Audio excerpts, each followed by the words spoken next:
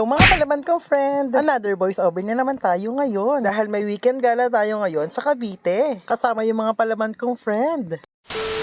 Sabado pa nga lang ng hapon ay pumunta na kami sa Cavite. 3 to 4 hours nga ang biyahe namin. Tapos binaba kami dito sa Mitanza. Dahil bibisitahin na nga din namin ang bagong bahay ng mga palaban kong friend. Tapos ay nagpa-welcome pa nga si Chris sa amin ng malamig na juice. Malayo rin talaga yung aming binahe. Tapos ito naman si Christian ay busy. Dahil may pa-dinner naman daw silang kare-kare. Habang nagluluto nga siya, nag-house tour na ako sa bagong bahay nila. May pa-office room pa nga siya dito. Tapos na-amaze naman ako dito na sa bago nilang lababo. Multi-function nga yung gripo nila. Dahil kung may ganito talaga sa bahay, excited na talaga ako magugas.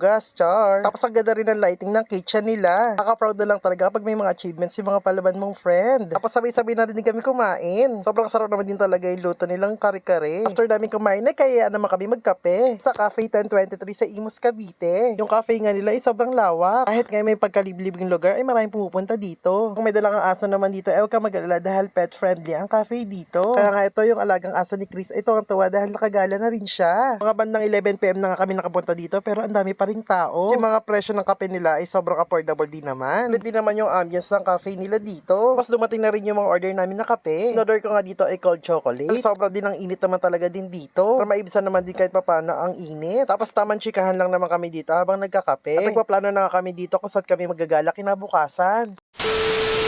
Nabukasan naman, maaga kami nag-prepare dahil malayo-layo pa yung pupunta naming resort. Tingnan na pala bang kung si Christian ay 1 oras na yung biyahe namin. Aga na rin din kami bumangon dahil alas 8 yung check-in namin dun sa resort. Tapos ayun ay sobrang excited naman din yung mga palaban kong friend. Ito naman pala bang friend na si Marge ay nasa work mode pa din siya. For the call center pa din ang atake niya. Anything further, whatever you paid through booking.com, that's it. O diba, napaka-multitasking niya. At duty pa siya niyan, well gala. Char! Tapos nakarating na rin kami dito sa may resort. Down payment na nga rin kami dito through online. At paano yung nakareceive na rin kami dito ng maaga. Dito lang yan sa Riverfront Garden Resort. Located sa Maragondon, Cavite. Nakaliwalas nga ng resort nila dito at maraming puno. Tapos sinabi na rin ng mga staff nila yung mga pinagbabawal dito. Or nagbe-vape po? Wala naman po, so far. Bawal lang din po yung speaker po and alcoholic drinks po sa loob. Tapos pinasuotan na kami ng paper bracelet na parang ganito. Sobrang babait at very accommodated ang mga staff nila dito. Sa entrance pa nga lang ay pasabog na yung mga patela nila dito. Perfect din mag-pre na pictorial dito. O alam niyo na mga palaban kong friend, kung gusto niya mag-pre na pictorial dito ay gumura na kayo dito. Char! Sa loob naman ay sobrang daming puno. At karamihan ka ng puno dito ay mahogany. Kaya naman super nakaka-relax sa pumunta dito. Excited nga ako sa mga nakikita ko dahil maraming selfie spot. Open pala yung resort nila ng 8 AM to 5 PM. Cottage naman na nirentahan namin ay 1,000 na good for 10 persons. Mga cottage nga dito ay parang mga kubo lang dahil napakalilim naman ng lugar nila dito. After naman yan ay nag-breakfast na rin kami dito. Much better na nga lang na magdala kayo ng pagkain dahil may pagka-pricey yung breakfast sila dito. Kung magdadala ka naman ng pagkain may corkage silang tinatawag. Pero okay na din para marami din kayong pagkain na madala. Yung breakfast naman i-rate ko lang ng 8 over 10. After naman kami kumain ay gumala naman kami dito sa loob ng resort dahil ang mga selfie spot dito ay pang Instagrammable. Dala lang tong giant nest na to na perfect to pang selfie. Tapos yung magigib mo dito yung swimming pool nila. Kaya pinakyat ko na yung palabang friend ko na si Christian para magpa-picture na tayo sa giant nest nila.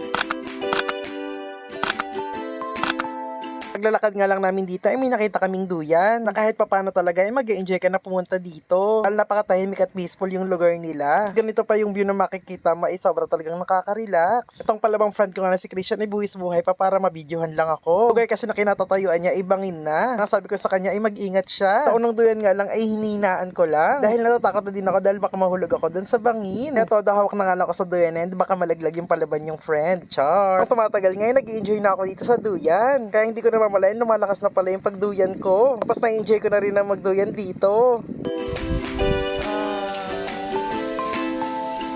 After naman yan, ay naisipan na namin na mag-swimming. Syempre maglalagay tayo ng sunblock para mapanatili pa rin natin ang pagiging clear skin. Charot. Tapos yung mga palaban friend ko ay naka-ready na din. Lahat nga kami dito ay first time na pumunta dito. Swimming talaga yung plano naming gala. Dahil sobrang init talaga ng panahon ngayon. Kaya masarap talaga magbaba dito sa swimming pool nila. Kaya na-enjoy ko talaga na tumalon dito dahil sobrang init ng panahon. Pag umaapaw nga yung pool nila dito ay parang nagiging infinity pool na siya. Tapos masarap dito magpa-water massage. Dahil may maliit na waterfalls dito. Sobrang enjoy lang namin dito na pumunta dahil sobrang init din ng panahon. Sobrang relaxing pa ng lugar nila dito. Dapat talaga makahanap tayo ng magagalaan na presko para maibsan ang init ng panahon. Tulad na lang talaga dito sa Riverfront Garden Resort. Ngayong may init na panahon ay dapat mag-ingat tayo. Kaya dito ko na lang tatapusin yung vlog ko. Kaya don't forget to follow and share. Bye-bye!